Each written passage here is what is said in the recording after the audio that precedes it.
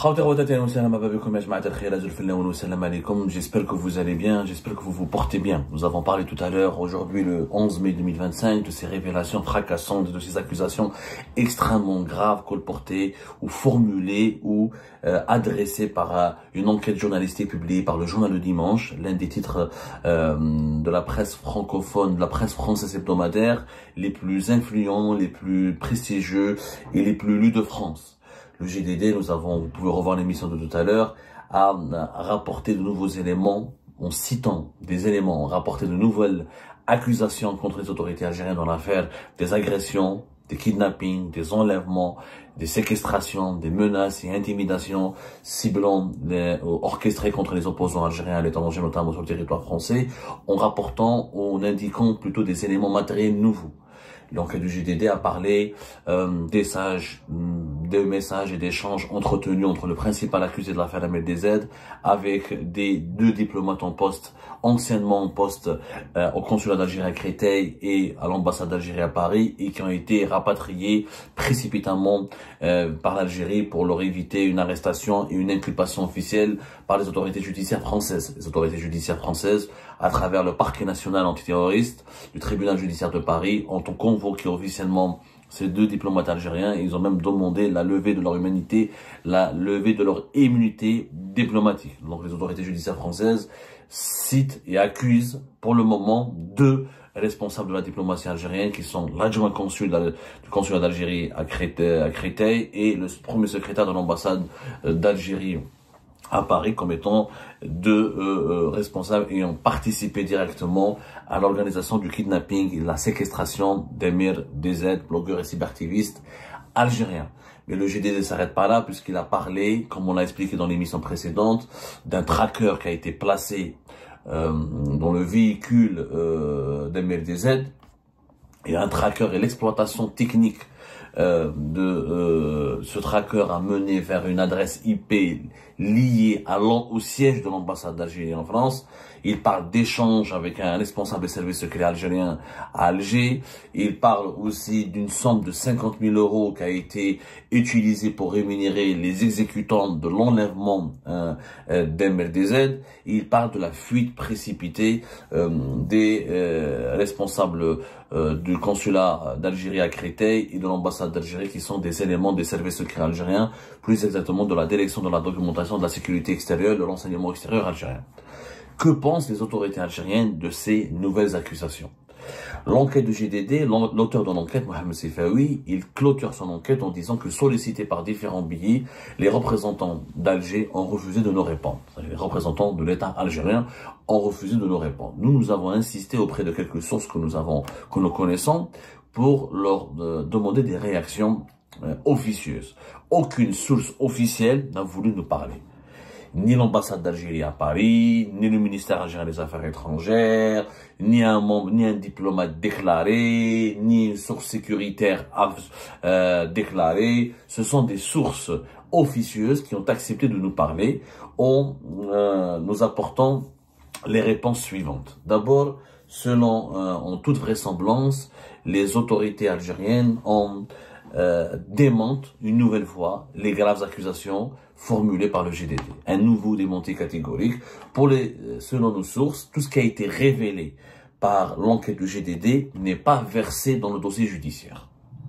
Selon nos sources, dans le dossier judiciaire sur lequel travaille en ce moment, ou qui a été présenté en ce moment par le parquet national antiterroriste aux avocats des 3 personnes qui sont emprisonnées et placées en détention préventive, à savoir l'adjudant SR, qui travaille pour le consulat d'Algérie à Créteil, et 2 de ses amis, connaissances familiales, apparemment selon nos investigations, sont des membres de son entourage familial, qui sont des franco-algériens qui vivent dans la région parisienne et qui ont été incarcérés. Justement, selon le GDD, ces 2 personnes ont servi d'intermédiaires entre l'adjudant SR et les ravisseurs d'Emir DZ. Dans le dossier judiciaire, selon les sources algériennes à qui nous avons posé ces questions, auprès desquelles nous avons énormément insisté pour obtenir des réactions, dans le dossier judiciaire qui a été communiqué à l'ambassade d'Algérie à Paris, parce que les juges français du parquet national antiterroriste, pour demander, pour convoquer, pour adresser leur convocation judiciaire au lieutenant-colonel B, l'adjoint consul du consulat d'Algérie à Créteil, et le commandant SS, qui est le premier secrétaire de l'ambassade d'Algérie à Paris, pour justifier ces convocations, ils ont partagé des éléments du dossier judiciaire. Et les avocats des 3 personnes incarcérées ont accès au dossier judiciaire et qui est toujours en instruction. Il n'y a pas, selon nos sources algériennes, dans le dossier judiciaire, l'histoire du tracker qui a été placé dans le véhicule d'Ahmed DZ. Il n'y a pas, dans le dossier judiciaire, selon nos sources algériennes, les échanges cryptés entre l'adjudant SR et les 2 diplomates, à savoir le commandant SS de l'ambassade d'Algérie à Paris et le lieutenant-colonel HB, qui est l'adjoint consul du consulat d'Algérie à Créteil, avec ce qui est présenté par celui qui a été présenté par le GTD comme étant le lieutenant-colonel Mouad, ancien haut responsable de la DDSE, le service de renseignement extérieur. Ces échanges, le tracker ne figure pas dans le dossier judiciaire. Nos sources algériennes affirment même que dans le dossier judiciaire, il n'y a pas cette fameuse localisation géographique ou ce bornage de téléphone de l'adjudant SR tout près du lieu de séquestration d'Ahmed DZ. Nos sources algériennes affirment que dans le dossier judiciaire, il n'y a qu'un seul élément qui a été versé, c'est la localisation de l'adjudant SR à 500 mètres du lieu de l'enlèvement, voilà, du lieu de l'enlèvement d'Ahmed DZ le 29 avril 2024. Que les autres éléments matériels qui incriminent les autorités algériennes et qui ont été cités par l'enquête du GTD ne figurent pas dans le dossier judiciaire. Donc pour nos sources algériennes, il s'agirait d'une manipulation. En tout cas, c'est ce que les sources algériennes considèrent. Ils considèrent qu'il y a une manipulation derrière cette enquête dont l'objectif est de faire pression sur l'Algérie pour libérer Boualem Sansal. Voilà comment les sources algériennes perçoivent l'objectif de cette enquête journalistique. Il s'agirait donc d'une pression exercée selon ces sources algériennes, comme la libération de Boualem Sansal n'a pas été actée, comme les autorités algériennes ne veulent pas libérer Boualem Sansal. Visiblement, selon nos sources, il y aura un procès en appel de Boualem Sansal et que la peine de Boualem Sansal sera aggravée de 5 ans à 7 années supplémentaires, d'après ce qui est en train de se décider dans les coulisses du régime algérien. Et donc, comme Boualem Sansal ne sera pas libérable, ni libéré, il y aurait eu une pression exercée par une partie des autorités françaises pour bousculer, on va dire, pour titiller, pour bousculer et pour incriminer les autorités algériennes dans l'affaire Ahmed DZ. Ce serait une réaction, une riposte de la part des partisans de Boualem Sansal dans ce bras de fer qui oppose l'Algérie et la France. Ça, c'est ce que des sources algériennes nous ont fait parvenir comme réaction, comme explication. Nous, par objectivité, toujours par neutralité, parce qu'on cherche la vérité, parce qu'on n'est pas en train de dire qui a raison, qui a tort. On est en train de chercher la vérité, rien que la vérité, parce que nous voulons rester professionnels et informer l'opinion publique française et algérienne de la manière la plus correcte, la plus neutre et la plus juste possible. Il est de notre devoir de donner la parole à tout le monde. On s'est rapproché de l'auteur de l'enquête, Mohamed Sifawi. On l'a appelé, on lui a posé des questions. Mohamed Sifawi nous confirme, comme le dit dans son enquête, qu'il avait consulté plusieurs documents. Il le dit lui-même dans l'enquête. Plusieurs documents que nous avons pu consulter permettent de restituer les ramifications qui mènent jusqu'aux allées du pouvoir algérien. Il le dit dans son enquête, il nous l'a confirmé par déclaration, par des déclarations qui nous ont été réservées. On lui a posé la question, effectivement, il nous dit qu'il a accédé à des documents sécuritaires. Mohamed Sifawi, il a été très honnête, il a dit il n'a pas eu accès au dossier judiciaire, il a eu accès à des dossiers sécuritaires, c'est-à-dire des notes de synthèse, des rapports sécuritaires, des rapports des enquêteurs qui sont en train de travailler sur l'affaire, entre autres sur l'affaire Ahmed DZ et sur le dossier délicat des opposants algériens qui ont été agressés, ciblés ou menacés par le régime algérien alors qu'ils sont réfugiés sur le territoire français. Ce sont donc des documents sécuritaires, pas des documents judiciaires. Et selon l'auteur de l'enquête du GDD, Mohamed Sifawi, ces éléments qui ont été rapportés, ces éléments extrêmement graves, ces accusations sur lesquelles s'est appuyé l'auteur de l'enquête du GDD pour formuler ces graves accusations des autorités algériennes, n'ont pas encore été versées dans le dossier judiciaire.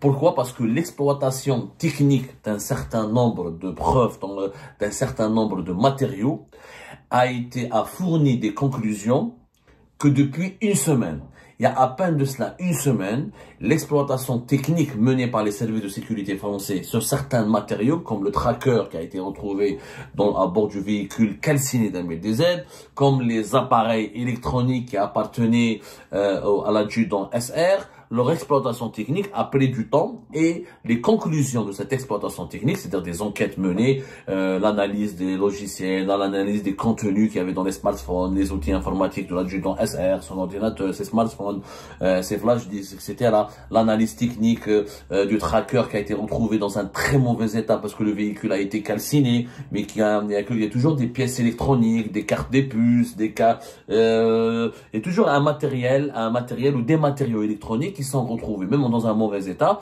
Il y a dans les pays développés, comme la France, le Japon, les États-Unis, les grands pays industrialisés, les services de sécurité de ces pays-là ont les outils informatiques, ont les outils industriels qui permettent de restituer la mémoire vive de ces éléments, de ces matériaux électroniques. Donc l'analyse, l'exploitation physique, l'exploitation technique de ces matériaux physiques a permis d'aboutir aux conclusions qui ont fourni des informations aux enquêteurs des services de sécurité français, et sur la base de ces documents et ces informations ont été décrites, retracées, précisées, indiquées dans des rapports sécuritaires auxquels, dans des documents et des rapports sécuritaires, dans des documents et des rapports sécuritaires auxquels l'auteur de l'enquête du GDD a pu accéder.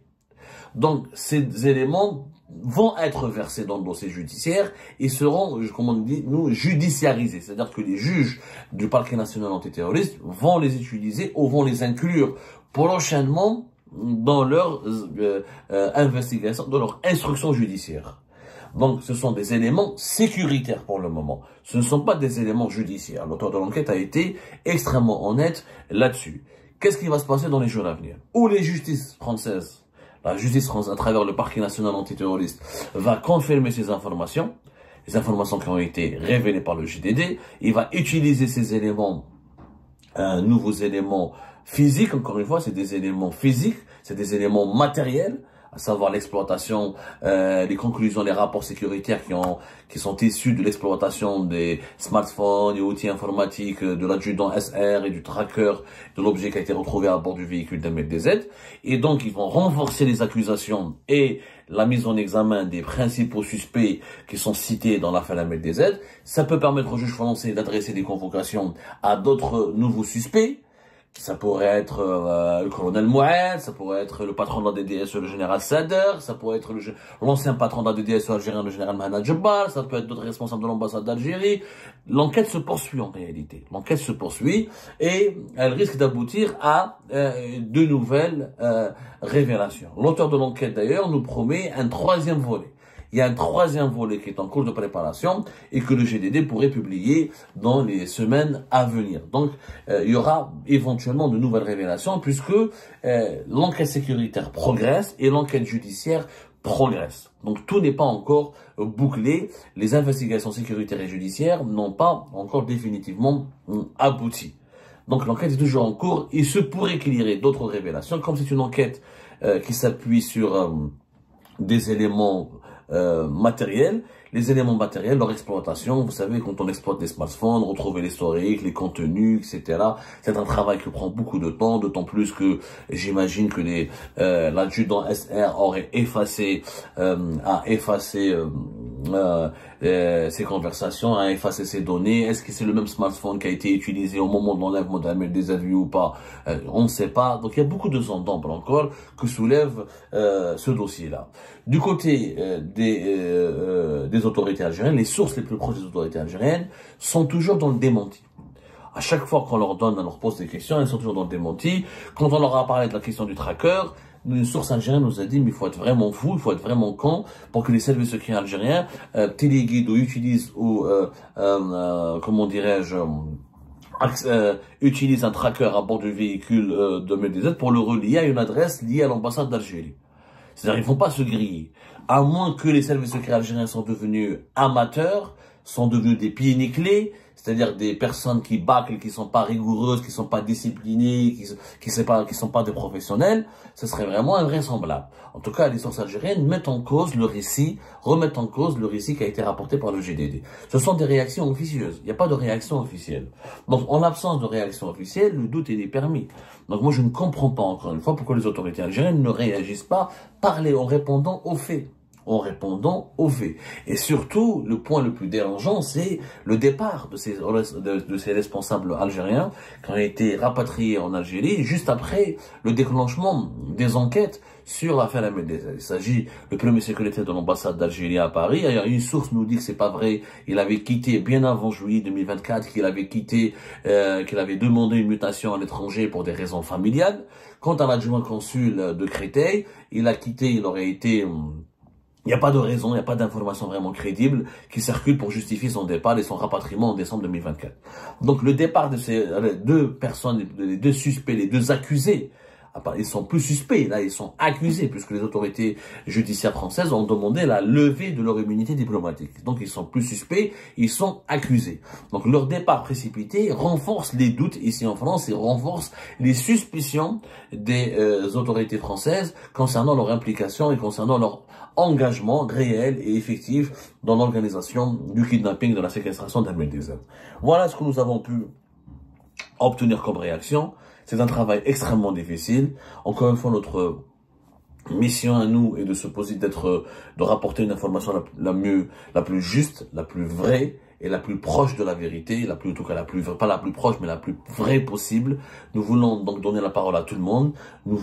Si on veut donner la parole à tout le monde, pourquoi? Parce qu'on croit à l'équité, on croit à l'intégrité journalistique, on cherche encore une fois à comprendre ce qui s'est passé. On n'est pas là pour juger, on n'est pas là pour se venger, on n'est pas là pour accabler. Ça, c'est la justice française, il y aura un procès, c'est à elle de juger, c'est à elle de rendre des verdicts. Nous, on est là pour rendre des éclairages et des analyses afin de permettre à tout le monde, que ce soit en France ou en Algérie, d'accéder à des informations fiables qui leur permettront de mieux se positionner par rapport à ce dossier délicat et qui devient une bombe à retardement et qui risque d'amener l'Algérie et la France à consommer une rupture. Parce que des opérations de ciblant l'intégrité physique de personnes réfugiées sur le territoire français, c'est une grave violation de la souveraineté d'un État, c'est une grave menace contre l'ordre public, c'est une grave menace contre la sécurité nationale d'un État. Donc ça pourrait, et les accusations de barbouzerie, de kidnapping, de séquestration, de tentative de meurtre, d'agression physique menées contre des opposants par des autorités algériennes, ces accusations sont extrêmement déshonorantes et affligeantes. Les deux pays se rapprochent de plus en plus de la rupture s'il n'y a pas un processus de clarification de ces faits et si la vérité n'est pas dite de façon sereine et c'est les responsables de ces crimes et de ces délits, de ces crimes, c'est même pas des délits, c'est des crimes, agressés, menacés, intimidés, kidnappés, enlevés, ça c'est des crimes. Si les véritables responsables ne sont pas arrêtés et si la justice ne rend pas son verdict de la façon la plus équitable et la plus juste possible, les relations franco-algériennes vont être condamnées à connaître des périodes d'empoisonnement interminables. Donc ça fait vraiment peur. Rien n'est rassurant dans cette histoire. C'est un dossier extrêmement délicat. Les autorités algériennes, à mon avis, elles ont totalement tort de ne pas s'exprimer officiellement. Et leur silence, malheureusement, risque de confirmer le soupçon de complicité et de complicité tout court dans ces agissements criminels menés contre des opposants algériens à l'étranger. Rabbi Jibel Khair, que Dieu protège l'Algérie, que Dieu protège les Algériens et les Algériens, et nous espérons que la justice française ira jusqu'au bout pour trouver la vérité, rien que la vérité, loin de toute instrumentalisation politique. Encore une fois, on se pose toujours, quand on nous pose la question, est-ce que l'affaire Ahmed Dezed est vraie ou pas, On nous dit, je réponds toujours, est-ce que les juges français du parquet national antiterroriste se seraient aventurés à mettre en détention, à placer en détention 3 personnes s'il n'y avait pas des faits palpables, des preuves tangibles?